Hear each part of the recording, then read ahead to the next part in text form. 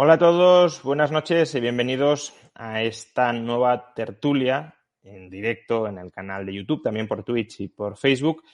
Tertulia dedicada a la macroeconomía y que, como en todas las anteriores tertulias, siempre recuerdo, está patrocinada, está apadrinada por IG, un broker británico, uno de los líderes de la industria, cuya dirección pues podréis ver continuamente durante esta transmisión y también la encontraréis en la caja de comentarios. Y bueno, pues os animo a que le echéis un vistazo. Ya luego cada uno que haga con su dinero lo que considere mejor y oportuno, pero al menos que conozcáis el broker, dado que tiene la gentileza, ya digo, de promover este tipo de tertulias de las que espero muchos salgáis beneficiados en términos de conocimiento y de alcanzar perspectivas económicas que a lo mejor pues sin ese conocimiento pues quedarían incompletas. Hoy vamos a contar con dos invitados. Daniel Fernández, habitual en estas tertulias de macroeconomía, profesor de la Universidad Francisco Marroquín, como un servidor, y que además también tiene su propio canal de YouTube, muy recomendable para todos los que queráis estar al día, al tanto de la actualidad macroeconómica, utilizando pues una buena teoría económica, macroeconómica para explicarla. ¿Qué tal, Dani? ¿Qué tal, Juan? Pues nada, gracias por invitarme otra vez, hombre. Nada, un placer. Y hoy vamos a centrar la tertulia, que es una tertulia de macroeconomía, pero la vamos a centrar en un tema, pues yo creo que de mucha actualidad y que a mucha gente le interesa porque le ha afectado muy gravemente al bolsillo y quizá le siga afectando. Vamos a hablar de energía, vamos a hablar de la crisis energética global, de la crisis energética española, vamos a hablar del mercado eléctrico español como subdivisión de ese mercado energético. Y para hablar de estos temas, pues he traído a una de las personas que más sabe o que mejor sabe de España sobre estos temas, que es Manuel Fernández Ordóñez, de Woodmafo, que ya ha estado recientemente en este canal presentando su último libro. Podéis encontrar, de hecho, la entrevista en el archivo del chat, pero Manuel es experto en temas energéticos, aparte de en temas en general medioambientales, pero muy específicamente en temas energéticos. También es profesor, por cierto, de la Universidad Francisco Marroquín, como Dani o como un servidor, y parece que tenemos tomada la tertulia desde la Marro. Pero bueno, es experto especialmente en temas energéticos, así que me alegra mucho que nos acompañe y nos ilustre con su conocimiento. Buenas noches, Manuel. Buenas noches, un placer estar con vosotros. Bueno, pues sin más dilaciones, empecemos. El precio del petróleo y del gas está, bueno, no en máximos históricos, el del petróleo al menos no, en términos de dólares, en términos de euros sí lo está, pero muy cerca de máximos históricos. Y eso está repercutiendo en los precios del resto de la economía, no solo en los precios directos de estos bienes, sino también en muchos otros bienes de manera indirecta, por ejemplo, a través del transporte, pero no solo. ¿A qué se debe esta elevación tan considerable, tan importante, además en muy pocos meses, menos de un año, o alrededor de un año, del precio de la energía? Hay algunos que lo vinculan exclusiva o mayoritariamente a la invasión de Ucrania por parte de Putin. Y seguro que eso ha influido porque ha generado una disrupción del mercado energético global, países que dejamos de comprarle a Rusia, otros países que empiezan a comprarle, pero la infraestructura no está montada, por tanto se incrementan los costes de logísticos, los costes de aseguramiento. Bien, nosotros tenemos que buscar nuevas fuentes de suministro, no tienen capacidad para expandir o no tanta, las refinerías que tenemos no están adaptadas para ese tipo de petróleo, vale, pero ¿es este el único motivo que explica la elevación del precio de los combustibles fósiles o hay otras cosas que también son relevantes y de las que no se suele hablar? No sé, cualquiera de los dos. Dani, dale. Ok, bueno, pues empiezo. Yo creo que, bueno, el precio de la energía viene muy alto desde antes de la guerra. Entonces, pues bueno, la guerra quizás es echar más leña al fuego, pero un fuego que ya estaba iniciado. Yo creo que esto viene desde bastante más atrás y han sido pues los miles y miles y miles de consecuencias que ha tenido la última recesión que empezó en 2020 que ha vivido el mundo. Y es básicamente ha habido un cambio en la composición de la demanda, un cambio brutal, un cambio muy, muy grande. Se ha cambiado la composición de la demanda desde servicios hacia bienes y sobre todo bienes duraderos.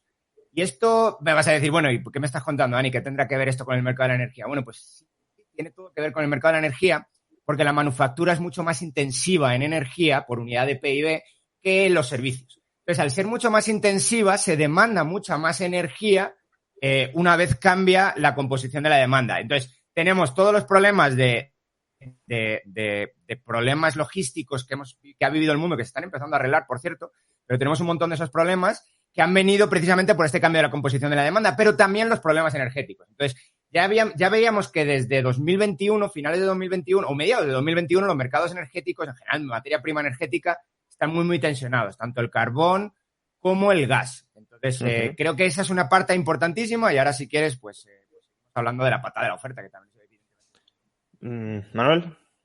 Sí, yo creo que también hay otros efectos. Efectivamente, los precios vienen muy altos, especialmente los precios del gas vienen altos ya desde mayo del año pasado.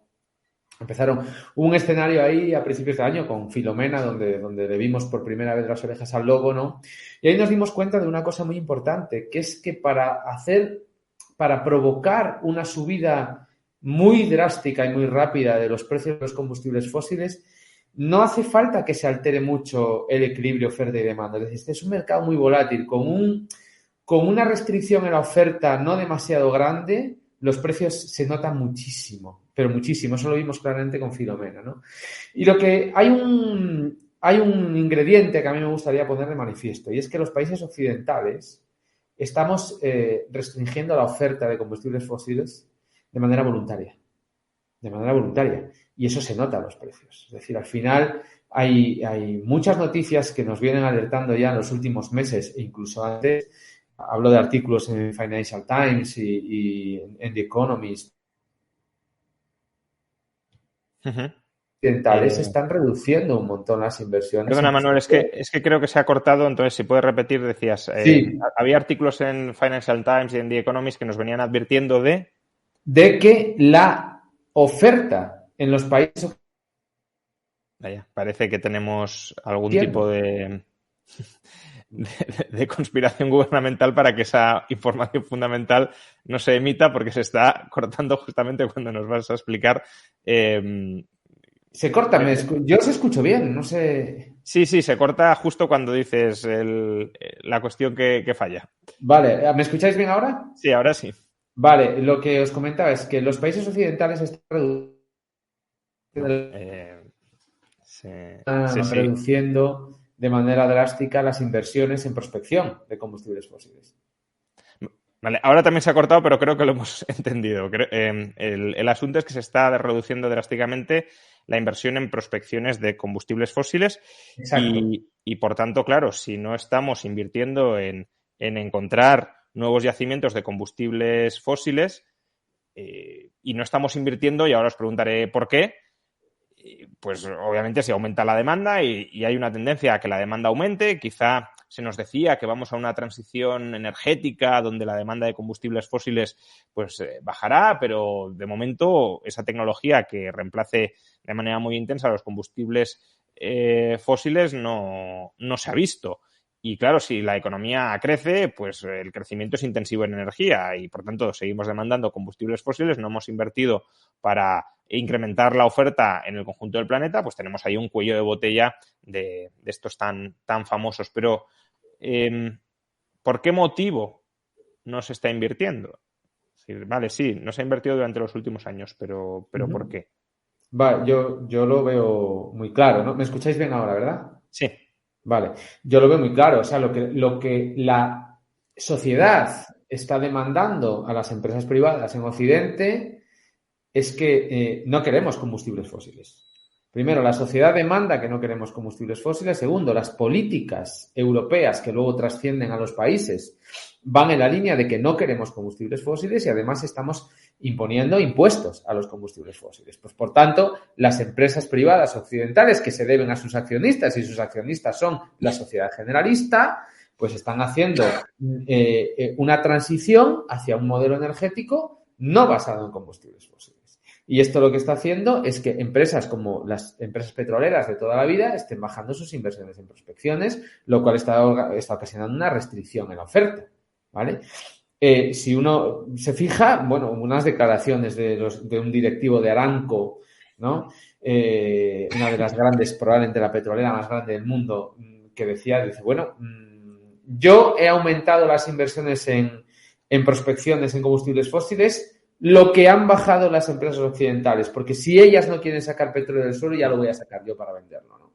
Pero eso al final, en el corto plazo, lo que está haciendo es una restricción en la oferta y lo estamos viendo, porque si uno mira los datos de la Unión Europea, sin ir más lejos, hace 15 años, las exportaciones de gas de los países de dentro de la Unión Europea eran muchísimo mayores que ahora. Es decir, nosotros hemos decidido autodepender de Rusia por decisión propia. Podríamos no haberlo hecho hasta tal grado que tenemos de dependencia. Pero fue lo que decidimos, porque aquí solo queríamos renovables y no queríamos combustibles fósiles. Y ahora lo estamos pagando, claro. Claro, os quería preguntar sobre esto dos cuestiones. Primero, ¿qué sentido tiene, o que reflexionéis, si podéis, un poco sobre el hecho de que Europa no haya invertido, por ejemplo, en fracking para desarrollar su propio gas y por qué no lo hemos querido desarrollar y, en cambio, sí lo hemos importado? Porque ni siquiera es no queremos quemar gas, estamos quemando gas. Lo que pasa es que estamos quemando gas importado con una dependencia geopolítica que ahora estamos viendo lo problemática que puede llegar a ser. Y quien dice Rusia, pues Argelia mismo en el caso de España. Es decir, si España quería dar el volantazo del Sáhara Occidental, y no entro en si había que darlo o no, no puedes depender de Argelia. Tendrías que desarrollar tu propio gas para poder dar ese volantazo, ¿no? Eso, por un lado. Y luego, también me gustaría que se hablara ya no tanto del tema de la extracción de petróleo, que también tenemos un cuello de botella, pero del tema del refino, de las refinerías. Es decir, ¿qué está pasando con el sector de las refinerías? Que es donde parece que hay incluso un cuello de botella mayor que el de la extracción en el corto plazo. No sé, cualquiera.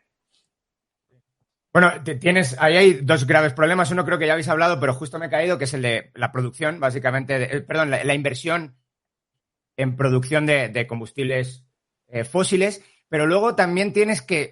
Yo coloco el punto en 2015, que es el momento del Tratado de París, ¿no? Porque desde ese vemos que las cifras de inversión en el sector es cuando empiezan a caer pues en picado.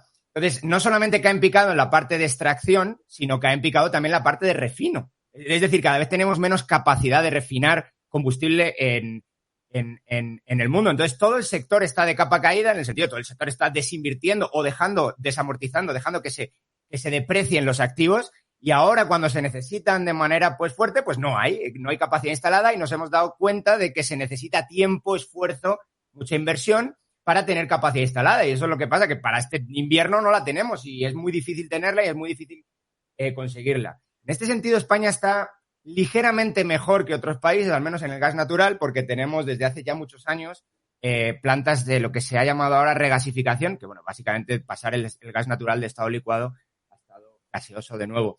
Entonces, en ese sentido tenemos una ventaja ahora mismo en comparación con el resto de Europa en ese sector único y exclusivamente, en la extracción tampoco, pero sí en la capacidad de traer gas natural de otros lados. Y esto es importante porque es un mercado que ahora mismo está completamente roto en el mundo. El precio en Europa puede ser 7-8 veces superior al de Estados Unidos. Y lo es básicamente porque no hay capacidad de transportar de forma masiva gas de un lado a otro, a no ser que haya las inversiones hechas anteriormente, tanto en regasificadoras, o primero en licuadoras y luego regasificadoras, en barcos o en gasoductos. Entonces, si no hay eso, no hay nada. España ahora mismo tiene una ventaja, tiene un precio del gas que es aproximadamente entre 10 y 20 euros el megavatio hora más barato que el de Europa. Esto no significa que sea barato, es altísimo en comparación con el resto del mundo, pero tenemos una pequeñísima ventaja ahí que la estamos destruyendo con otras medidas. Manuel. Sí, bueno, nosotros yo creo que efectivamente, y estoy de acuerdo, tenemos una posición ahora mismo con respecto al gas privilegiada con respecto al resto de países. Nosotros tenemos 7 regasificadoras en España, muchas de ellas han estado ociosas todos estos años sin uso alguno, pero por ejemplo en Alemania no tenían ningún tipo de capacidad, están ahora como locos intentando regasificar, pero una vez más se pone de manifiesto en estos momentos la falta de coherencia de la política común europea con respecto a la energía. Porque en España venimos reclamando de manera histórica que se aumenten las interconexiones con Europa. Qué bien le vendría a Europa hoy que las interconexiones del gas con España tuvieran una capacidad el doble, el triple o 4 veces mayor y España estuviera ahora mismo actuando como hub de gas para Europa, ¿no? Con nuestras regasificadoras. No es así porque la capacidad del gasoducto de las interconexiones con Francia es la que es y a pesar de que llevamos años reclamando que se aumente, pues no se ha hecho con la clásica falta de visión a futuro que caracteriza la política europea, ¿no? Y con el tema de la electricidad pasa pues 3/4 de lo mismo. Llevamos muchos años reclamando que se aumenten las interconexiones con Europa, pero siempre pues, ante la negativa de Francia, ¿no? Que bueno, pues ahora está pagando Europa el tema del gas un poquito más caro que nosotros, ¿no? Querría también escuchar vuestra opinión sobre 2 explicaciones alternativas al alza de los precios de petróleo y sobre todo de petróleo, pero en general, ¿no? De combustibles fósiles. La primera es que desde el año 2014-2015, que es la fecha que ha dado Dani, de los acuerdos de París, bien, pero también es un momento a partir del cual el precio del petróleo cae mucho y cabría la posibilidad de que se suspendieran las inversiones porque el precio estaba tan bajo que no era rentable. Entonces, eso puede haber ocurrido o no. Y la segunda, que me interesa escuchar vuestra opinión, es, bueno, el petróleo está caro porque se está acabando. Y, por tanto, por mucho que invirtamos, no vamos a extraer, no vamos a encontrar nuevo petróleo y tenemos que acostumbrarnos a vivir con un petróleo caro porque ya hemos dejado atrás el máximo de producción de petróleo de alta calidad y ahora lo que nos queda pues es ir trampeando petróleo cada vez menos y cada vez de peor calidad. Pues, no sé, cualquiera de estas dos. Yo creo que son 2 visiones erróneas, por decirlo Aparte son claramente. contradictorias, quiero decir, porque si el petróleo se estuviera acabando no tendría sentido que en 2015 estuviera tan barato y si nos está acabando, pues podría ser lo de 2015, pero no sé. Por el lado de la inversión. Es una posible explicación alternativa a lo que yo he dicho, pero entonces debería estar incrementando ahora mucho la inversión y no lo está haciendo. Por lo cual es muy posible que la pata, supongo que hay que hacer un estudio más econométrico de esto, pero vamos, claro, es muy posible que la pata inseguridad jurídica o que inseguridad jurídica básicamente, que te están diciendo sí, hoy en día los políticos necesitamos más capacidad, pero dentro de 5 años o dentro de 3 o cuando se arregle esto, vamos a seguir con nuestros planes de descarbonizar la economía y todas esas cosas. Entonces, claro, te están diciendo eso en un sector muy intensivo en capital donde las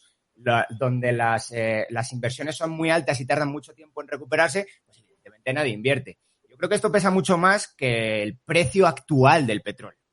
Luego, si se acaba o no se acaba, pues yo creo que es una tontería, básicamente porque la idea es que se acabe con la tecnología actual que tenemos, hasta dónde podemos excavar o hasta dónde podemos meter los pozos. Es que resulta que eso, con nueva inversión y nuevo desarrollo, los pozos los podemos hacer cada vez más profundos. O piensa en la revolución del fracking, que es lo que hizo caer, ahora hablaba de 2014 el precio. El fracking es una revolución, es una nueva forma de conseguir petróleo y gas también, que no estaba, bueno, que estaba antes, pero que no se explotaba antes y que es precisamente lo que hace que Estados Unidos pase de ser un productor no pequeño nunca fue, pero vamos, de ser un importador grande a ser un exportador importante. Entonces, todas esas cosas creo que hacen que, verdad, en algún momento se puede llegar a acabar, pero económicamente no se van a acabar nunca porque antes de que se acaben el precio se dispara tanto que las alternativas y los sustitutos aparecen por todos lados. Bueno, pero podríamos estar en ese proceso, ¿no? No. Ahora, pero simplemente para hacer de abogado del diablo, podríamos estar en ese proceso de que se esté acabando y que justamente lo que dices se esté llevando a que se dispare el precio. Manuel, ahora quiero escucharte, pero también no sé si tienes el dato de cuáles son los periodos de recuperación de la inversión, por ejemplo, en prospecciones petroleras o en refinerías. o no sé si alguno lo tiene, porque creo que es un dato relevante para entender por qué no se está invirtiendo. Quiero decir, si estamos hablando probablemente de periodos de recuperación a buen seguro superiores a 10 años, pero probablemente también incluso a 20 años, claro, si te están diciendo que en 5 años esto ya se acaba y que en 2035 deja de haber vehículos o se dejan de producir nuevos vehículos de motor de combustión, etcétera, pues claro, aunque ahora sea muy necesario invertir en estos sectores, no tiene futuro, según dicen los políticos, ¿no? Bueno, Manuel. Yo quiero hacer varias puntualizaciones. La primera es que llevamos 222 años refutando a Malthus, 224, de hecho, y aquí seguimos. Que quiero ser muy radical en este punto. No se va a acabar el petróleo nunca. Jamás se va a acabar el petróleo. ¿Vale? Eso por un lado. Por otro lado, el barril de petróleo está a 113 euros. Pero los costes de sacar un barril de petróleo en Arabia Saudí no pasan de 6 o 7 euros. O sea, no estamos ante una crisis de oferta. No estamos ante una crisis de oferta porque no haya inventarios de petróleo, no haya reservas de petróleo. No, estamos en una crisis de que la gente no quiere entender que los precios de las cosas no se determinan por los costes de producción, se determinan por lo que la gente está dispuesta a pagar por la cosa. Y por eso un barril de petróleo vale 113 euros, aunque sacarlo cueste 10. Y esto es lo que la gente no quiere entender. Otra cosa es que nosotros, en los países occidentales, estemos poniendo trabas artificiales a la extracción de petróleo y haciéndola artificialmente cara. Y que nosotros estemos diciendo que en el año 2000, el que sea, porque da igual, no lo cumpliremos, prohibiremos los motores de combustión. No se van a prohibir los motores de combustión en 2030. No se van a prohibir, por mucho que nuestros políticos quieran. Y aunque los prohíbas, aunque tú me digas en Madrid no se va a entrar con un coche de motor de combustión en el centro, pues perfecto, será en Madrid. Pero ahí está China, está la India y este es el siglo del desarrollo de África. Y en África va a haber millones y millones de coches que funcionarán con motor de combustión.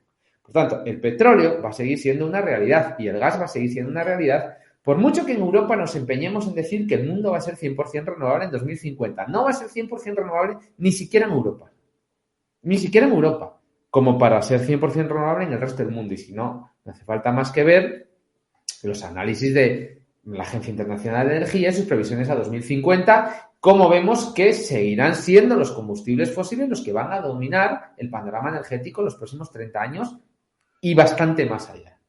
Por tanto, que en Europa estemos condenando las prospecciones, que en España hagamos una ley donde prohibamos el fracking, hagamos una ley donde prohibamos sacar uranio, bueno, pues sigamos pegándonos tiros en el pie, somos libres de pegarnos tiros en el pie, pero el resto del mundo no nos va a seguir, porque hace tiempo que Europa no pinta nada como líder del mundo.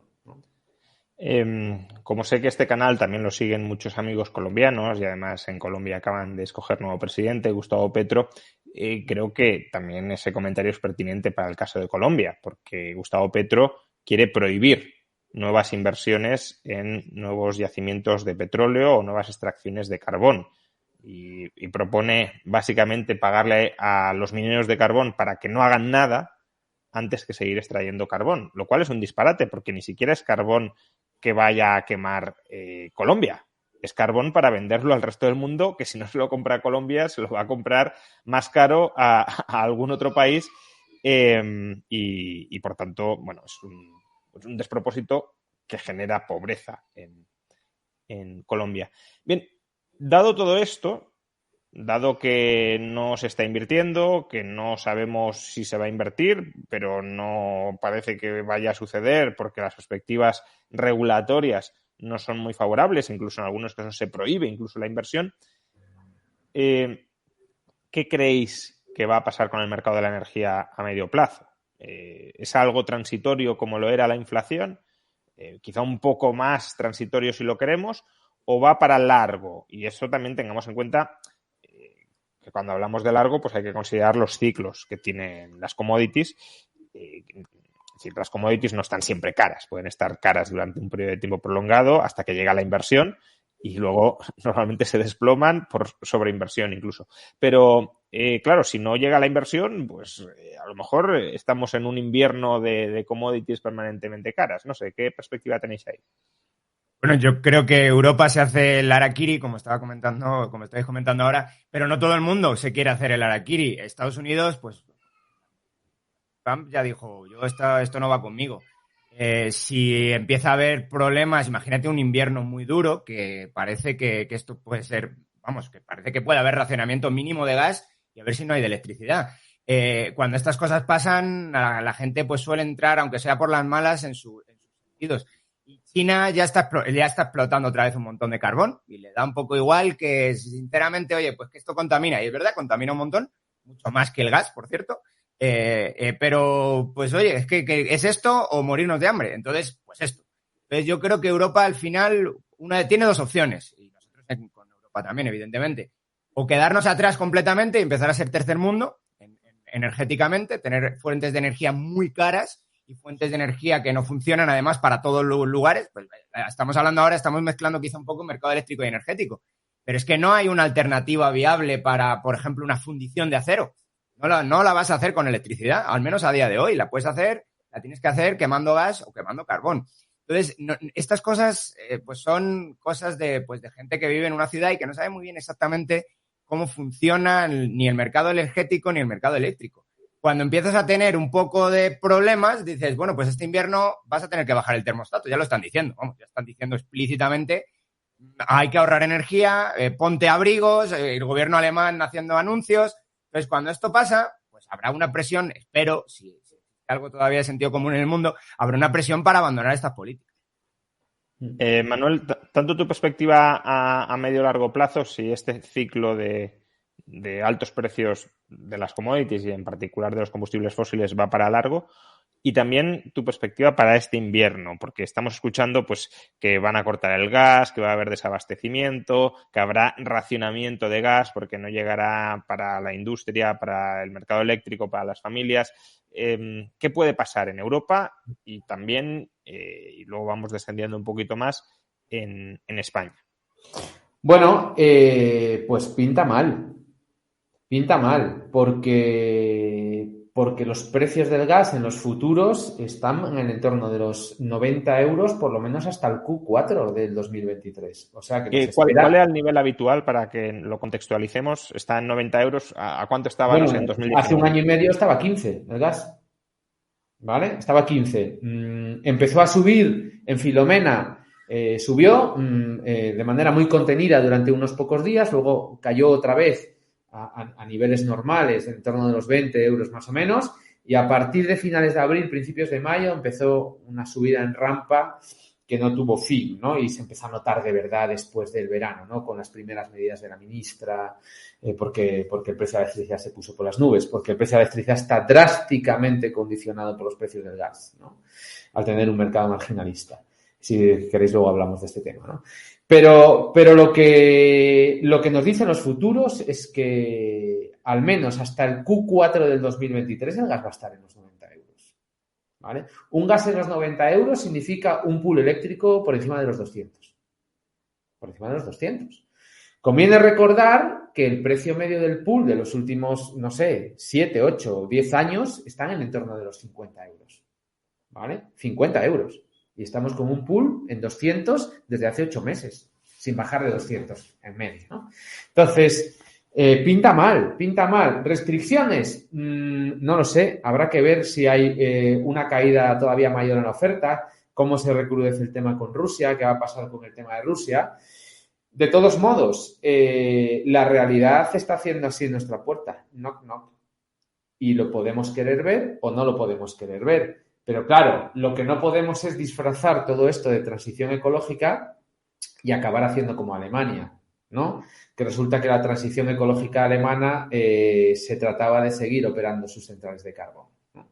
Entonces, mira, o sea, probablemente no haya habido nada más indecente en política energética en Europa en los últimos 20 años que Alemania cerrando sus centrales nucleares para seguir quemando gas y carbón.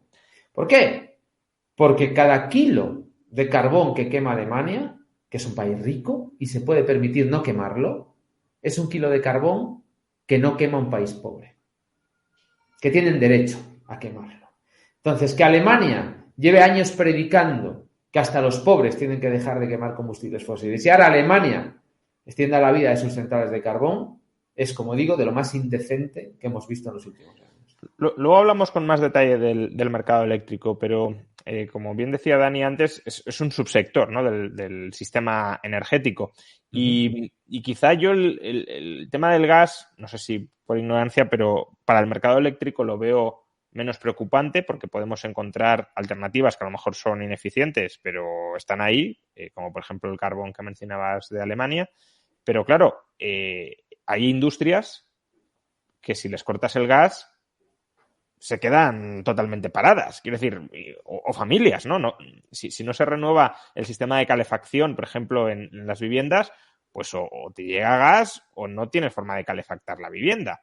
Pero bueno, sobre todo el parón industrial es quizá lo más llamativo porque es lo más difícil de sustituir. Entonces, claro, si de repente cortan el suministro de gas, electricidad mal que bien, mucho más cara, mucho más contaminante, pero creo que seguiremos produciendo. Ahora, habrá industrias que se quedarán totalmente paralizadas. Es lo que comentaba quizá un poco antes. No hay alternativa para algunas industrias y a corto plazo tampoco para los hogares o para el sector residencial o el comercial. Lo que pasa es que en el sector residencial puedes electrificar para calefactar. Entonces, sí, puedes hacerlo, pero no lo puedes hacer para este. Claro. No lo vas a hacer para este invierno, lo puedes hacer quizá para el siguiente, pero para este no, seguro, vamos. Luego está el tema de las reservas. Las reservas de este año, ayer, y las reservas de este año están bastante altas en comparación con años atrás. Pero claro, están bastante altas, evidentemente, porque te estás preparando para el corte que ya está ocurriendo. De hecho, ya en tu canal hablamos, Juan, de que Putin, ¿por qué no cortaba el gas ya? Bueno, pues porque se estaba esperando al momento clave para hacerlo y quizá el momento clave es este, o bueno, antes de octubre tenía que hacerlo. Entonces, si quiere hacer daños, ahora. Y creo que, pues parece que lo intentando hacer ese daño. Y luego para la electricidad, cuidado, porque la electricidad sí hay alternativas, pero las alternativas, al menos en Europa, han ido desapareciendo poco a poco. De hecho, hemos incrementado la necesidad de elasticidad en el sistema, elasticidad en el sector de producción. Es decir, hemos incrementado los picos y la necesidad de centrales pico las hemos incrementado con las políticas que estábamos hablando antes. Cuando nosotros tenemos muchas centrales solares o muchas centrales eólicas, es verdad que producen barato, aunque si uno tiene en cuenta todo el ciclo, quizá a lo mejor no es tan barato, pero para entrar en el pool son baratas, pero son intermitentes y estocásticas en su naturaleza, su fuente de energía. Esto significa que no puedes asegurar un suministro constante. Si no puedes asegurar un suministro constante... Ni previsible en muchos casos, ¿no? ¿Qué? Ni previsible en muchos casos. Ni previsible. Bueno, previsible a lo mejor puedes saber, tienes predicciones de cuánto va a venir el viento, el sol, pero no tienes una predicción al minuto, eso seguro que no. Puedes tener una predicción a un día, a 2 días, pero no en el segundo. Y claro, pues en eso es que nosotros necesitamos casar la oferta, porque no podemos guardar de forma eficiente electricidad, necesitamos casar la oferta de electricidad en cada momento con la demanda de electricidad. Por lo tanto, cuando el viento no aparece o cuando el sol no sale, pues necesitamos tener una central ahí disponible. Y en un momento dado, en un segundo, y encenderla. Esas centrales tienden a ser, por su naturaleza técnica también, no casi siempre, pero bueno, que muchas veces y desde luego cada vez más, centrales de gas. ¿Esto qué significa? Pues que cada vez que ponemos un nuevo panel solar o cada vez que ponemos una nueva turbina eólica, necesitamos incrementar la producción con gas. Sí o sí. Porque si no, en algún momento eso se cae. Yo sé que hay otras formas de hacer esto, de incrementar carbón, ¿no? La red y todo eso. Pero... Digo que podría ser también carbón. Podría ser carbón, pero las hemos estado cerrando. Nosotros, probablemente ahora... Y demoliéndolas. Porque aquí no solo las hemos cerrado y las hemos dinamitado. Eso te iba a decir, en España, te iba a hacer la pregunta ahora mismo. Yo sabía que la capacidad instalada en el administrador de red te dice que el carbón se ha ido al suelo. No sé si esas centrales pueden ser puestas en marcha otra vez o no, pero vamos, sé que por capacidad instalada ya no existen. Yo aquí yo creo que conviene también tener una cosa muy clara, ¿no? Que es que ¿dónde ha estado la trampa de la transición energética que nos han vendido, ¿no? Y la trampa ha estado en que, bueno, como aquí hemos vivido siempre con la falsa noción de seguridad de que yo enchufo algo en un enchufe y eso siempre funciona y nunca nos hemos preocupado de por qué funciona ni cómo llega la electricidad a mi casa, hasta ahora que las estamos viendo canutas y más canutas las vamos a pasar, probablemente este invierno, ahora es cuando la gente se está empezando a preguntar, ¿no? Cuando la gente no se preguntaba nada, eso era terreno abonado para que cualquier tipo de discurso con intereses espurios pues pase al mainstream, ¿no? Y esto es lo que pasó con la transición energética, que durante muchos años se ha hecho creer a la gente que las tecnologías para hacer la transición ya existían y ya estaban en el mercado. Durante muchos años la gente de verdad creía que la electricidad se podía almacenar y de verdad creía que el hidrógeno era ya una realidad.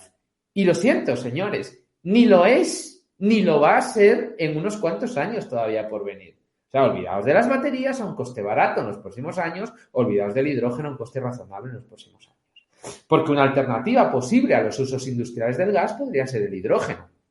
Pero el hidrógeno, de momento, primero, se produce con combustibles fósiles, en la práctica totalidad en el mundo, y segundo, barato no es. Barato no es, ¿no? Y el almacenamiento, lo mismo. Entonces, al final, sí o sí necesitamos el gas en nuestro sistema eléctrico.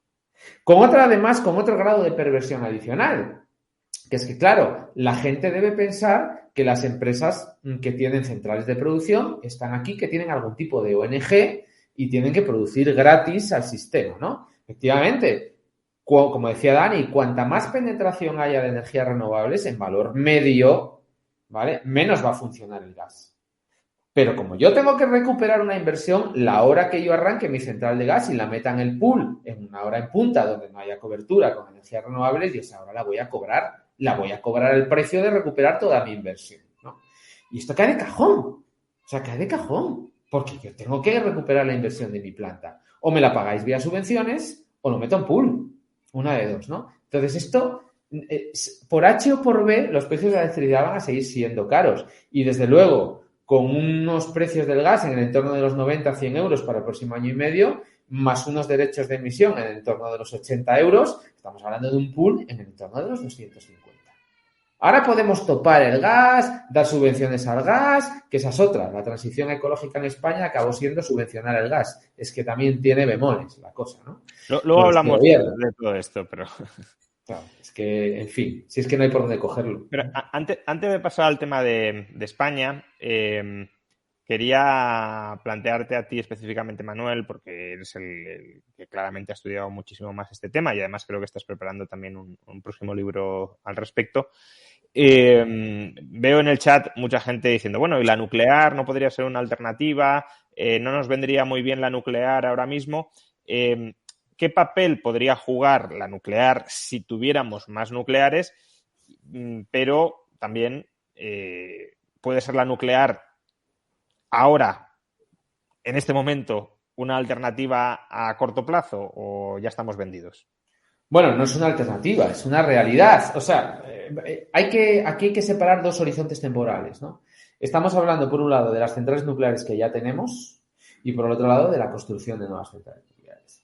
La construcción de nuevas centrales nucleares en España yo no lo veo. O sea, yo no lo veo. ¿Por qué? Porque un proyecto de construcción de una central nuclear, primero, es un proyecto muy intensivo en capital, con unos plazos de amortización a 60 o 80 años, que con la inseguridad jurídica que los distintos gobiernos que han pasado por este país han tenido el honor de darnos, yo no creo que no haya ningún inversor en el mundo que venga aquí a hacer algo semejante, ¿vale? Porque la probabilidad de que no recuperes tu inversión es tirando al 100%, ¿no? Dependiendo de quién te gobierne. Y en 60, 80 años el gobierno puede cambiar de color. Claro. En innumerables ocasiones, ¿no? Sí, ese es un punto, ahora te dejo, pero porque a lo mejor mucha gente dice, bueno, si ganara Vox ya daría vía libre a la nuclear y entonces no, porque aunque ganara Vox y Vox fuera el más fanático pronuclear de todo el mundo, si en 10 años, 15 años vuelve Podemos al poder, aunque sea gobernando, pues te cierra la nuclear como ha hecho Alemania. Es que tampoco nos tenemos que ir a países populistas al extremo, sino incluso el corazón de Europa, el motor de Europa. Claro, si no se trata de quién gobierne, que gobierne uno o gobierne otro, de lo que se trata es que en este país hay alguna nueva modificación de la normativa eléctrica cada 15 días en los últimos 25 años. Es que esto no hay quien lo maneje, la inseguridad jurídica que tenemos aquí, ¿no? Pero tenemos las centrales nucleares que tenemos. Tenemos 7 reactores nucleares en España que producen el 21% de la electricidad de manera estable. El 21% todos los años, año tras año. Entonces, claro, que ahora me venga el gobierno a decirme que con la que está cayendo esas centrales las quiere cerrar por motivos exclusivamente ideológicos e históricos, que viven anclados en algún tipo de argumentación romántica de los años 80, de que hay que cerrar las centrales nucleares, pues eso sí que es un error político que nos va a pasar una factura que sí que no nos podemos permitir, porque prescindir ahora mismo del 21% de tu electricidad estable, que funciona 24 horas al día, sea de noche, haga viento, no lo haga, haya sol, no haya sol, llueva, no llueva, y quieres prescindir de esa energía que te aporta, pues como digo, 1 de cada 5 bombillas se encienden en España, las enciende la energía nuclear, pero es que en Europa la energía nuclear es el 25% de la electricidad, pero es que es el 50% de la electricidad libre de emisiones. La mitad de la electricidad limpia de Europa se produce con energía nuclear y en España el 33%. Entonces, claro, no tiene ningún sentido el calendario de cierre de las centrales nucleares en España, porque además el calendario de cierre está sustentado en seguir quemando gas, que estamos viendo los problemas que nos está ocasionando y más que nos va a ocasionar en el futuro.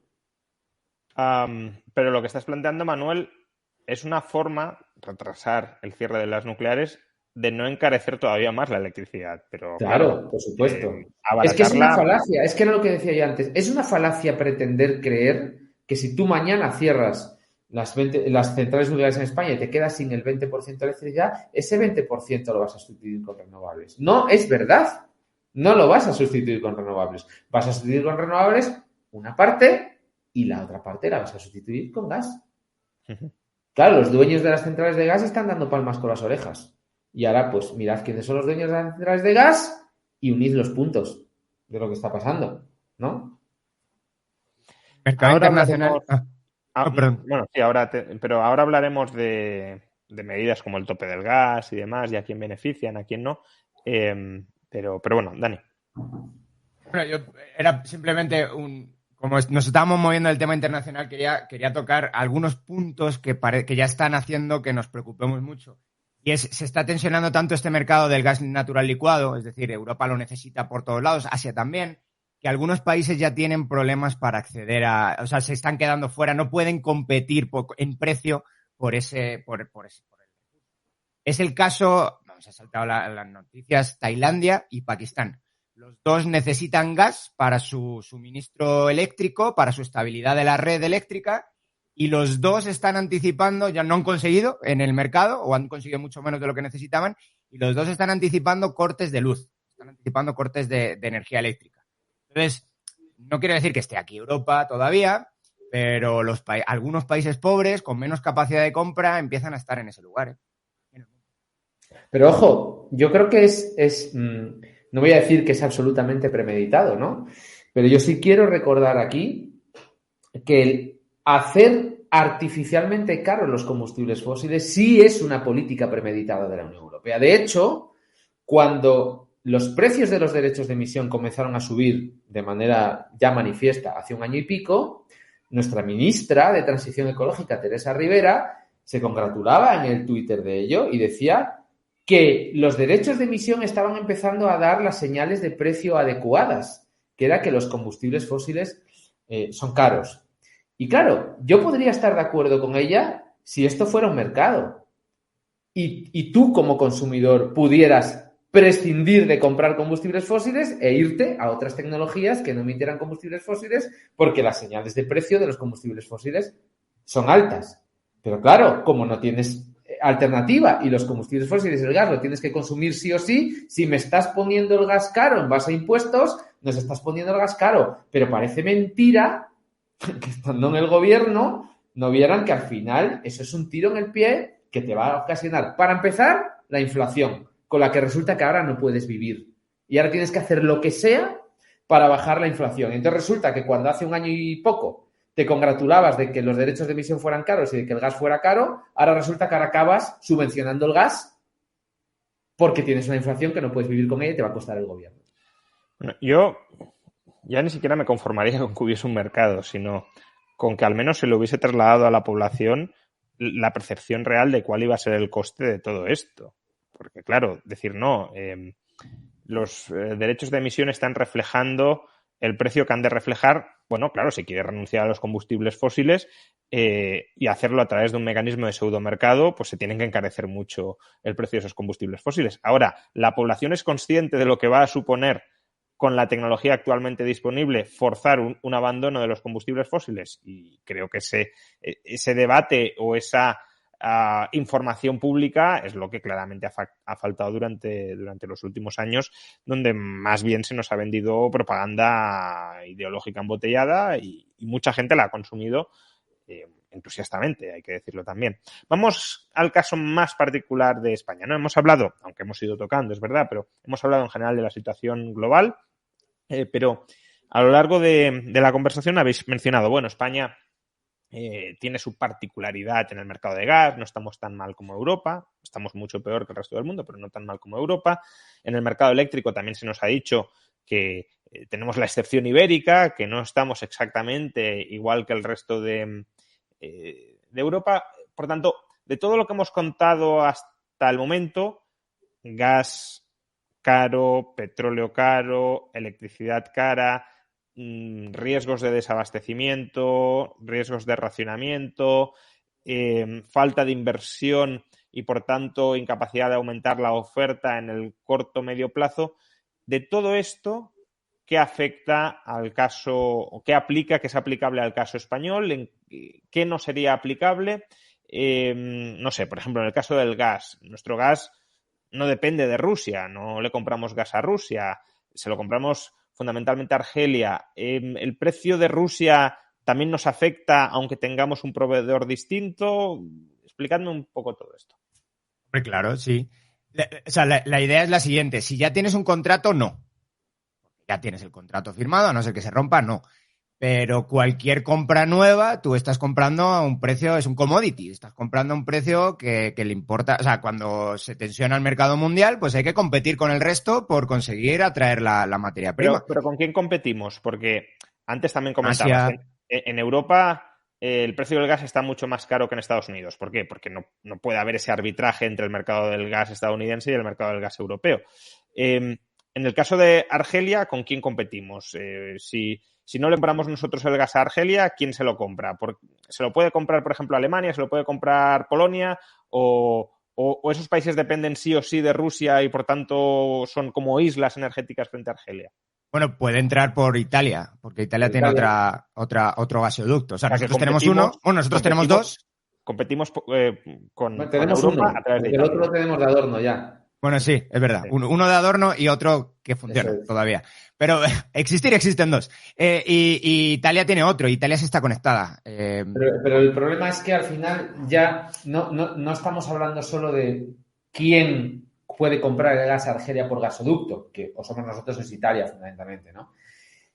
Es que ya va por barco. Es que va por gas natural licuado y la competencia es todo el mundo.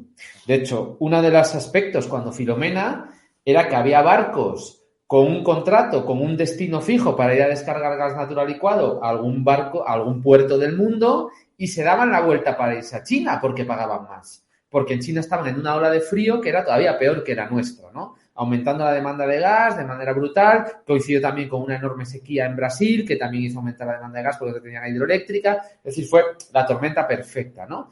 Pero, claro, una vez que yo tengo el gas cargado en un barco, mi barco va navegando, yo cambio el rumbo, doy la vuelta y me voy para que me pague más. Y pero eso también encarece los costes. Quiero decir, es mucho más caro transportar el gas. Nuestro principal suministrador de gas ahora mismo ya no es Argelia, es Estados Unidos. Gas natural licuado. España, digo. Antes era Argelia, pero ya no lo es. Ahora es Estados Unidos. Y es gas que viene en barco. Y es gas que viene en barco y es susceptible de no venir más y de irse a otro sitio, dependiendo de lo que se pague. Y claro, hay otra cosa que también conviene que la gente entienda, que es que las cosas se venden al precio de reposición. Uh-huh. Es decir, yo pude haber comprado gas a 15 euros hace un año y tenerlo almacenado. Como el gas en el mercado spot hoy está a 100 euros, yo te lo voy a vender a 100. No te lo voy a vender a 15 porque lo haya comprado a 15 hace un año. Entonces, si las tensiones con Rusia hacen crecer el precio del gas en los mercados internacionales, el precio del gas para nosotros va a crecer. Si no tienes contratos firmados, como decía Dani, ¿no? Pero si estás en el mercado spot, los precios a ti van a ser los que marquen el mercado internacional y eso depende de toda la geopolítica internacional en tiempo real. ¿Y cómo nos puede afectar? No sé si estáis puestos en este tema porque ya de alguna manera se sale del ámbito estrictamente económico, pero ¿cómo nos puede afectar las tensiones, bueno, casi la ruptura de relaciones que se ha consumado con Argelia? Quiero decir, ¿puede haber un corte de suministro del gas de Argelia a España? ¿Esa parte está garantizada y no corre riesgo? ¿Vamos a un mantenimiento de los contratos en vigor pero con una progresiva traslación del peso exportador del gas de Argelia desde España a Italia y, por tanto, que nos vayamos quedando en una excepción ibérica, en una isla ibérica, pero sin nada de gas procedente por gasoducto? ¿Cómo lo veis esto? Oye, cuando tienes un socio al que le estás tocando las narices, pues en la próxima negociación las condiciones no serán tan ventajosas para ti y serán más ventajosas para otro, ¿no? Si tienes a Italia que no le está tocando las narices, pues probablemente cuando haya que renegociar el contrato, Italia tenga unas condiciones más ventajosas. Yo no creo que una crisis diplomática de esta índole vaya a ocasionar que Argelia nos corte el gas, ¿vale? Nos corte el gas.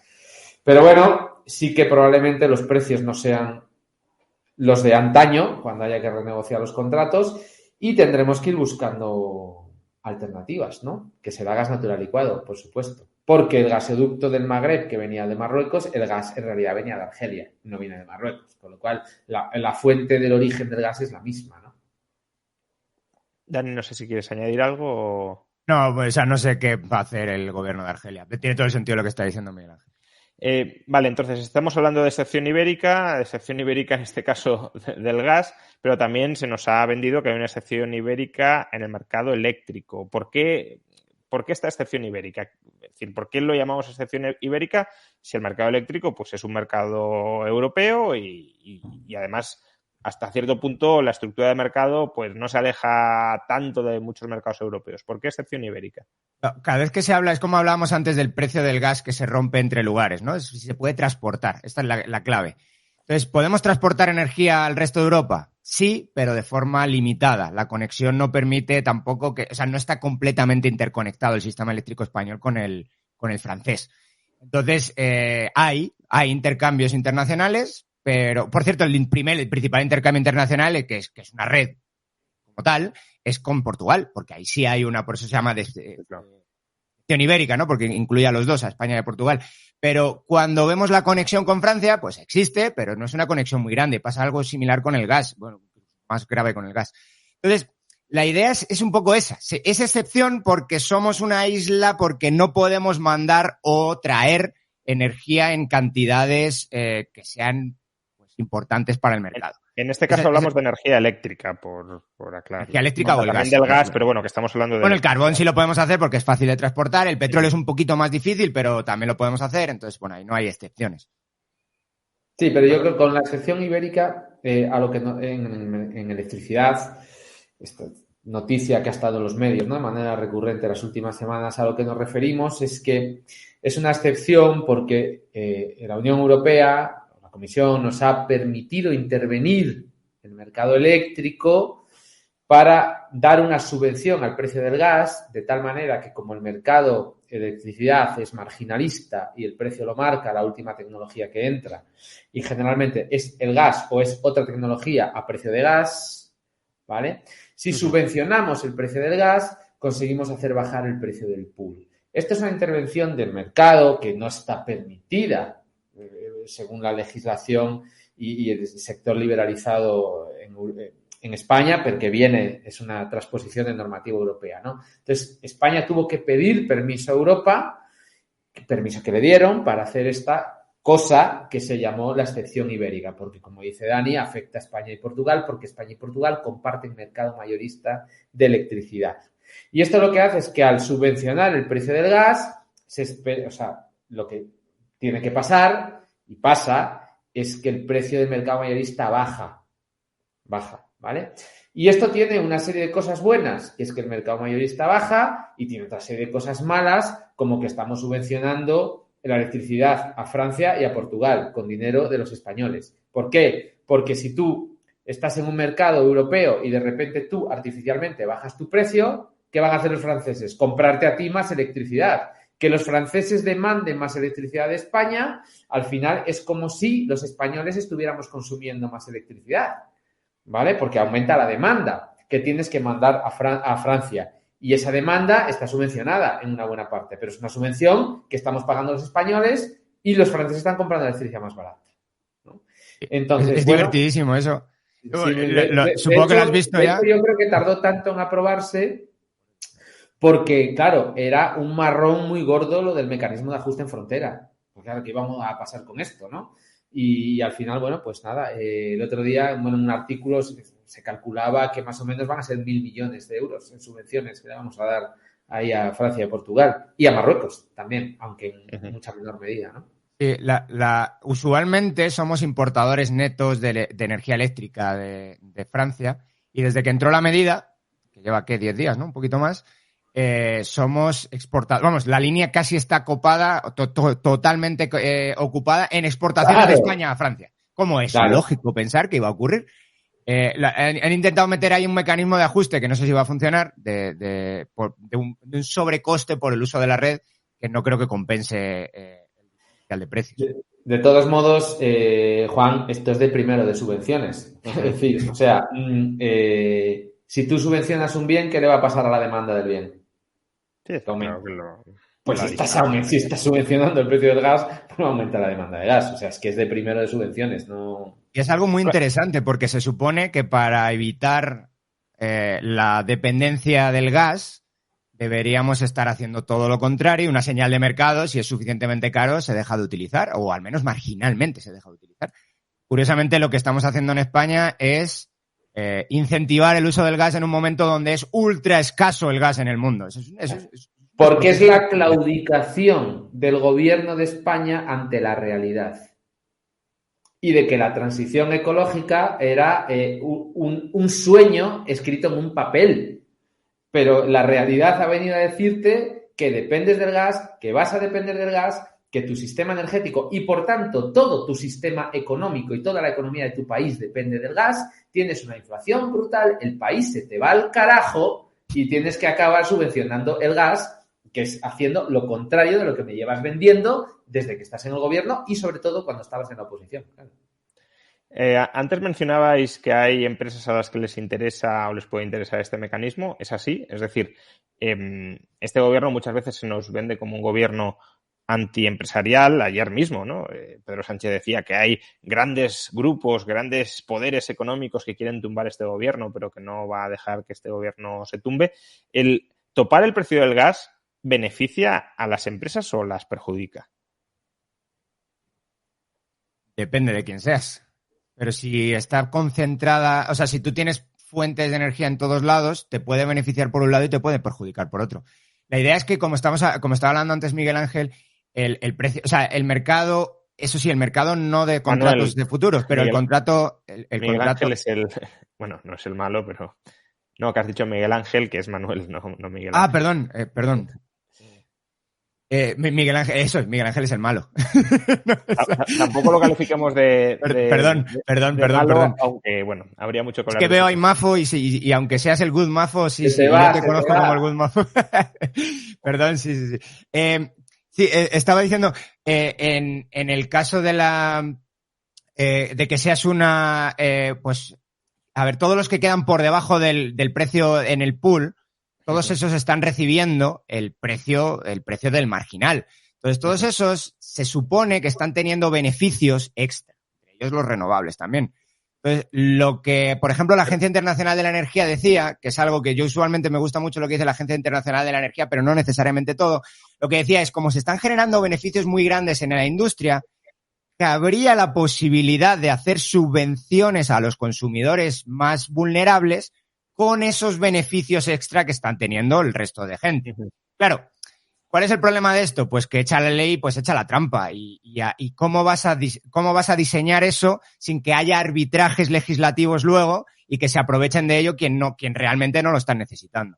Entonces, creo que esto de bajar el precio del pool mayorista viene un poco por ese lado. Viene un poco para disminuir todos, sin imponerles un impuesto específico, disminuir esos beneficios de todas esas empresas que están por debajo del coste marginal. Claro, pero yo también lo que planteo es, Bueno, hay empresas que ahora están suministrando electricidad quemando gas a las que les has garantizado un precio de venta. Sí, pero es mucho más perverso todavía, ¿eh? Porque, digamos, yo tengo una central de gas, entonces yo voy a recibir el mismo precio. Es decir, o me lo paga el mercado o me lo pagas Claro. tú con una subvención, pero yo voy a recibir el mismo. Pero aquí hay una cosa muy, muy perversa. Hay dos cosas perversas. La primera es que si me lo paga el mercado, lo pagamos entre todos los españoles. Pero es que el mecanismo de ajuste no lo pagamos entre todos, lo pagan solo los que tienen contratos indexados. Es decir, yo no lo estoy pagando, por ejemplo. Ujú. O sea, esa subvención al gas yo no la estoy pagando. El número de gente entre la que se divide la subvención son los que tienen contratos indexados. Y yo que tengo un contrato a plazo, no la estoy pagando. Que Es como es yo- aproximadamente el 35% de los españoles, más o menos. Es más o menos, sí. Entre ellos, los consumidores más vulnerables que están en el bono social. Esos están pagando la subvención y yo no la estoy pagando. Y todos los que estamos en mercado no la estamos pagando. Eso para empezar. Y la segunda, que es que como tú estás subvencionando el gas con una cantidad por encima de lo que saldría en el mercado, lo que estás haciendo es que artificialmente están entrando en el pool centrales de gas más ineficientes que no entrarían. No A eso me entrarían refería, en el claro. pool. Estás aumentando las emisiones, están entrando centrales de gas más ineficientes que si no tuvieras mecanismo de ajuste no estarían entrando. Y lo Y vimos muy claro los primeros días, que además coincidió la entrada en vigor de la medida de la ministra a bombo y platillo, entró con una ola de calor, con una bajada de la producción renovable que subió el precio del pool. En lugar de bajar la electricidad, subió esos 2 o 3 días, ¿no? Entonces, claro, ahí lo vimos claramente. Estaban entrando centrales que no entrarían y entraban por la subvención, Claro, es que que a eso las me metían en el refiero. mercado. Si a ti te están garantizando un precio, aunque seas muy ineficiente, vas a intentar vender a ese precio garantizado. Si es que eso es de nuevo de primero de economía. Pero es que además, si como decías, estamos incrementando la demanda eléctrica quemando gas desde fuera de España, pues todavía vas a hacer que más de esas centrales ineficientes Claro. que no habrían entrado porque no habría habido tanta demanda de Francia, de Marruecos o de Portugal, ahora sí entren. Claro, es que tú dices, al final dices, bueno, pongo la electricidad barata, ¿qué va a hacer Francia? Comprarme. ¿Cuánto? Toda la que pueda. ¿Cuánto es toda la que pueda? La que cabe por el cable. Imagina que el cable son 4 gigavatios. Tías, estos son 4 centrales nucleares, ¿eh? 4 centrales nucleares que van a ir con gas. Y de hecho hemos visto cómo el precio más caro del día eran las 2 de la madrugada. O sea, ¿cómo puede ser que cuando toda España está durmiendo marque un precio brutal? O sea, un mecanismo de ajuste de 120 euros a las 2 de la madrugada. Eso no tiene sentido ninguno. Por cerrar el capítulo del tope del gas, ¿en cuánto estimamos que ha podido abaratar finalmente los precios del mercado? Porque ha habido cálculos para todos los gustos, pero más o menos. Muy pronto para Es muy saber, pronto. porque ha habido estos Sí, problemas. digo hasta Ha habido- ahora, digo hasta Hasta ahora. ahora se calcula que es en el mayorista un 9% y en el minorista un 6%. Sí. La ministra empezó diciendo que un 50, luego fue un 40, luego fue un 30, luego era un 15, y si acabamos en un 10, mucho va a ser. Me parece a mí. Bien, ya para ir cerrando la tertulia, que ya llevamos más de una hora, pero esta no ha sido la única medida que ha aprobado el gobierno para tratar de contrarrestar la crisis energética del país. Ha habido otras, una se presentó ayer también, la congelación del precio del butano, pero también otra muy sonada, que además fue renovada, fue el descuento a los carburantes en las estaciones de servicio. ¿Todo esto está sirviendo para algo? ¿Es la dirección adecuada subsidiar la demanda, congelar precios o deberíamos ir por otro rumbo? Y si hay otros rumbos, ¿cuáles son? Yo aquí hay una cosa muy peligrosa. Aquí hay una cosa muy peligrosa que me conviene aclarar desde el principio. Bajar impuestos no es subsidiar. Porque es que resulta que uno no sale de su asombro cuando leía que, claro, es cierto que la gasolina y el diésel tenían impuestos diferentes.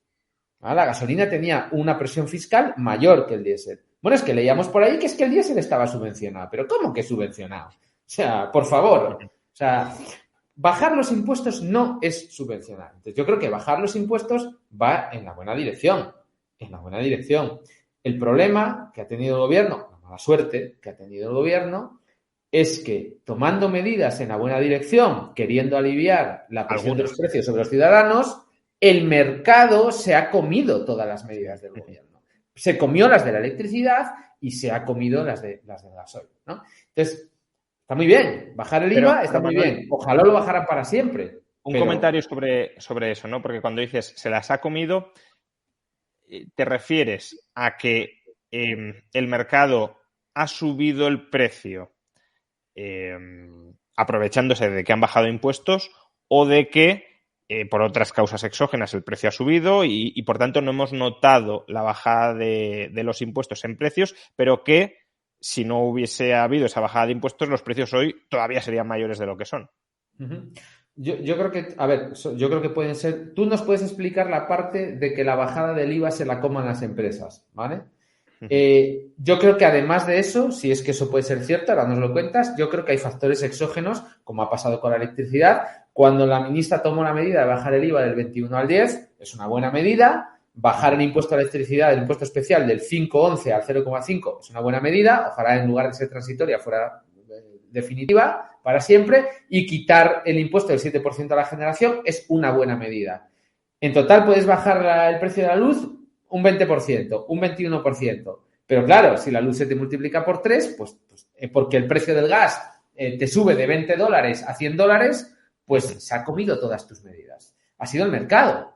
Es decir, las medidas eran buenas, pero han servido de poco. Ahora, peor estaríamos si el mercado estuviera como está y encima tuviéramos el IVA al 21, el impuesto a la electricidad al 5 y el impuesto a generación al 7. Pues tendríamos la luz pues un 20% todavía más caro de la que la tenemos. El tema es que si son medidas de corto o largo plazo, ¿no? Eso que tú estás contando es una medida de corto plazo, alivia, pero claro, si tú tienes, en el caso de la gasolina que estás contando ahora, pues oye, lo siento, pero no hay capacidad de refino en el mundo. Están al 100% o nunca estás al 100%, ¿no? Pero están casi al 100% en las refinerías del mundo. Tenías que haber evitado o tenías que haber hecho o tienes que empezar a hacer hoy las medidas de largo plazo para evitar que esto vuelva a ocurrir en los próximos 5, 7 o 10 años. El problema es que te están diciendo el precio está muy caro, tenemos que hacer algo con el precio caro, le bajamos los impuestos, hacemos lo que sea de topes de cosas, que son una barbaridad los controles de precios, pero están señalizando exactamente lo mismo en el medio y largo plazo, que es esto se va a acabar. Por lo tanto, cualquiera que tenga siquiera una pequeña idea de invertir en refinerías, se lo va a pensar mucho, como estabas contando tú antes, de la energía nuclear, mucho más largo plazo. Entonces, claro, la pregunta es, ¿qué tenemos que hacer para que esto no se repita? ¿Qué tenemos que hacer para no sentarnos aquí dentro de 10 años y estar hablando exactamente de lo mismo que ahora? Bueno, ese es un debate. Otro debate también es si se puede hacer algo a corto plazo para paliar lo que tenemos y lo que se nos viene encima con un invierno complicado. Pero has mencionado, Manuel, pues los efectos que pueden haber tenido las bajadas de impuestos, pero ayer no solo se consolidaron, o incluso se aprobaron nuevas bajadas de impuestos en el caso del IVA, sino que también se anunció, todavía no conocemos los detalles, pero también se anunció un impuesto extraordinario sobre los beneficios de las eléctricas, bueno, de las empresas energéticas en general, no solo eléctricas. Pero eso subir el precio de la electricidad. Es decir, tu apuesta es que se va a repercutir al precio de la electricidad. Hombre, claro, obviamente, ¿no? O sea, cualquier impuesto sobre el generador lo va a incorporar en el precio. De una u otra manera lo va a incorporar. O sea, pero son dos debates distintos, ¿no? Que yo creo que son complejos desde el punto de vista económico. O sea, una cosa es que yo como generador tú me impongas un impuesto que yo lo voy a repercutir en el precio, obviamente. Igual que si yo tengo un bar y me subes los impuestos un 10%, yo voy a subir el precio del café y de las cañas un 10%, porque mis márgenes los tengo que mantener y los voy a subir. Eso es una cosa que es más evidente, ¿no? Pero la otra cosa es otro de los discursos que se escuchan por ahí, que es que si el gobierno baja el IVA un 10%, las empresas van a asumir ese 10% y no va a bajar el precio. ¿Qué es lo que ya no es tan evidente? ¿No? Que demostrar que eso es así, porque para eso hay que tener poder de mercado, en fin, es una discusión mucho más compleja, que yo sinceramente, pues no sé si se da con la ligereza con la que se comenta, ¿no? Sí, bueno, necesitaríamos estudios econométricos al respecto, pero bueno, no es tan evidente que se vaya a dar. Coincido con eso, al menos en el mercado eléctrico. Quizá en las estaciones de servicio sí estamos empezando a tener cierta evidencia de que, bueno, al final se ha subido la parte que se les pedía que bajaran. Es decir, se les imponía una rebaja de 5 céntimos financiado por las propias gasolineras y al final lo que han hecho ha sido aplicar la rebaja pero subiendo previamente el precio en 5 céntimos, con lo cual se quedaba en tablas la medida desde el lado de las estaciones de servicio. No sé, Dani, si quieres comentar algo más sobre esto. Pues ya para concluir, es decir, llevamos, como decía, más de una hora. ¿Qué futuro energético veis en España a corto, a medio y a largo plazo? Dani, Manuel, cualquiera. A corto plazo, problemas graves. O sea, problemas graves de suministro, incluso de estabilidad en la generación. Probablemente cuando empiecen a cortar cosas o empiecen a racionar en Alemania nos empezamos a asustar nosotros porque allí están un pelín peor que nosotros. Pero no estamos mucho mejor. A medio y largo plazo, o sobre todo a largo plazo, pues va a depender un poco también de cuál es lo que los políticos llaman, los politólogos, la ventana de Overton, ¿no? De qué se considera aceptable. Yo, por poner un poco, yo siempre suelo ser bastante pesimista en el corto y optimista en el largo. Entonces, por poner un poco la pata optimista, creo que se está abriendo un debate sobre las nucleares, bastante hablar sobre centrales nucleares.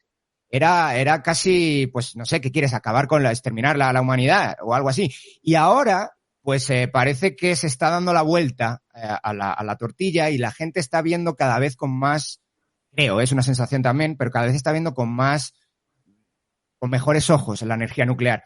Si eso es así, incluso un gobierno más tirado hacia la izquierda no puede gobernar en contra de los gobernados. Entonces, incluso a lo mejor esto que lo haga Vox, como estabais diciendo, que lo haga el PP y que dé algunas licencias y que alguien se anime, si tiene las suficientes bemoles, y se anime a invertir, no creo que después vayan a querer deshacerlo. Entonces, bueno, esto por poner la nota optimista. Si seguimos con el tema de la descarbonización, de poner impuestos altos a las energías fósiles tradicionales, pues lo que vamos a tener es más de lo mismo, por desgracia. Yo creo que lo que urge es trabajar para tener todas las reservas de gas que podamos repletas para este invierno. Trabajar desde el punto de vista operativo en tener contratos asegurados de suministradores fiables por lo que pueda pasar este invierno. Y nada, pues desear que el invierno no venga muy frío, que tengamos agua en los pantanos para bombear y para soltar con las hidroeléctricas y en Europa lo pueden pasar mal, ¿eh? Lo van a pasar peor que nosotros. Y nosotros, bueno, pues ya veremos. Yo no soy muy alarmista porque yo creo que estamos en una situación mejor que el resto, lo cual no quiere decir que estemos en una situación buena, pero el resto lo pueden pasar peor. Y bueno, oye, a trabajar en las reservas, a trabajar en contratos y bueno, probablemente haya que hacer este invierno tal vez algún tipo de esfuerzo que conviene hacer de igual modo, ¿no? O sea, conviene que en enero pues no vayamos en camiseta por casa, te pones un jerseycito y le bajas 2 grados al termostato que tampoco pasa nada, ¿no? Bueno, el precio que va a estar lo vas a querer bajar. Pero Manuel, dices que hay que hacer, ¿se está haciendo? ¿Te consta que se está haciendo o no? Bueno, yo creo que estamos en una situación de reservas mucho mejor que el año pasado, muchísimo mejor. No solo nosotros, sino el resto de Europa. O sea, el año pasado a Austria y Alemania ya les pillaron a calzón bajado con las reservas, ¿vale? Yo creo que este año están haciendo los deberes. Nosotros tenemos una capacidad de regasificar gas licuado que ellos no tienen y no creo que tengan para este invierno. Y yo creo, como decía Dani al principio, Putin está esperando el momento para darle al grifito, ¿no? Entonces, las reservas, bueno, si queréis el dato, lo tengo aquí enfrente, las reservas ahora mismo, bueno, ayer que lo estuve buscando, 56, bueno, el viernes, 56% en Europa, 72% en España. Más o menos la estimación es que si Europa llega al 80, sobrevive el invierno sin hacer racionamientos. A ver cómo llegas al 80. Claro, lo que pasa es que para llegar al 80 tienes que estar comprando. Tienes que importar de Rusia y Rusia ya no te está soltando. Claro. Muy bien, pues muchísimas gracias. Hora y cuarto de conversación, de tertulia. Alrededor de 2.000 personas nos han estado siguiendo de manera continuada. Muchísimas gracias a los dos, Manuel, de Woodmafo, Dani, como siempre, y por supuesto no solo a los tertulianos, que también no habría sido posible tener una conversación tan interesante sin ellos, pero también desde luego mi agradecimiento al patrocinador de esta sección, AIG, broker británico. Tenéis la dirección tanto en pantalla como en la caja de comentarios. Visitadlos, informaros, a ver si encaja en vuestras necesidades financieras.